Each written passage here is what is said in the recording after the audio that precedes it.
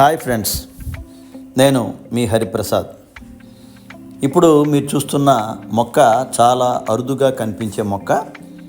ఈ మొక్క దీన్ని నారింజ జెస్సామైన్ అంటారు. ఇది ఎక్కువగా వేడి ప్రాంతాల్లో లభ్యమవుతుంది. ఇది అందం కోసం చాలామంది పెంచుకుంటుంటారు. దీన్ని మనం చూస్తే మల్లె మొక్కలా కనిపిస్తుంది చూడటానికి.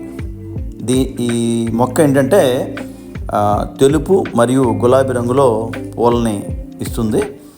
చాలా మంచి స్మెల్ని మనకి అందిస్తుంది ఈ మొక్క అనేది మనకి అరుదుగా లభిస్తుంది. నర్సరీలో, కడియం నర్సరీలో అక్కడక్కడ దొరకొచ్చేది.